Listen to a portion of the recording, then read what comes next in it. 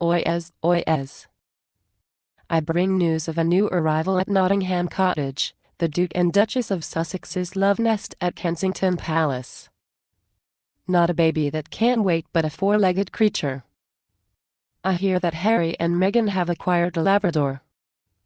The dog is already happily ensconced at their cottage, reveals my man with the monogrammed pooper scooper.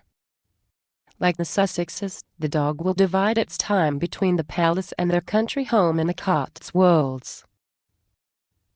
A Kensington Palace spokesman declines to comment on the new addition to the royal household, so we don't yet know its name or colour. But let's hope that it provides an adequate replacement for Bogart, the Labrador Shepherd mix that Meghan left behind in Toronto when she moved in with Harry. She deemed Bogart too old to make the journey from Canada, and he's reportedly now being looked after by friends. As well as Bogart, the former actress has a second rescue dog, a beagle called Guy, who was flown over last November.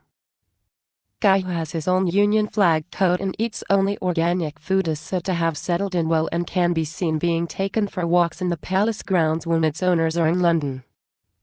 Before Meghan moved to this country, she regularly shared pictures of Bogart and Guy, describing them as my loves. It's not known if their new pooch is another rescue dog, but Harry's stepmother, the Duchess of Cornwall, could certainly have helped them acquire one, as she is royal patron of Battersea Dogs and Cats Home. Meghan is said to have had a soft spot for animals since she was a child and rescued Guy and Bogart from a dog rescue center in Los Angeles while she was with her first husband, film producer Trevor Engelson. He let her take the dogs with her to Canada when she won a role in the hit legal drama Suits, and she would take them for long walks in the snowbound local park, returning to cook herself supper. 2 years later, she dumped Engelson, but kept the dogs.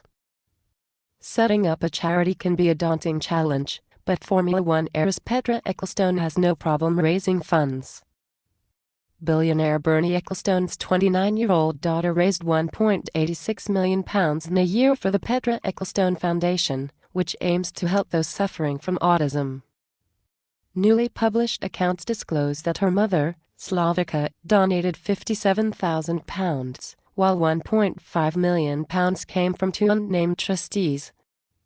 A note in the accounts reports funds were raised from the Ecclestone family and a launch dinner attended by friends and contacts.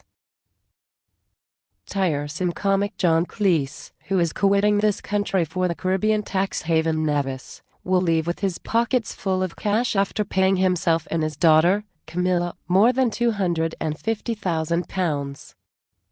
Their TV company, Waterfall Productions, shelled out that sum in dividends to them last year, new accounts reveal. The company is so flush it was able to plow £100,000 into another of the Fawlty Towers stars' enterprises, Farces galore.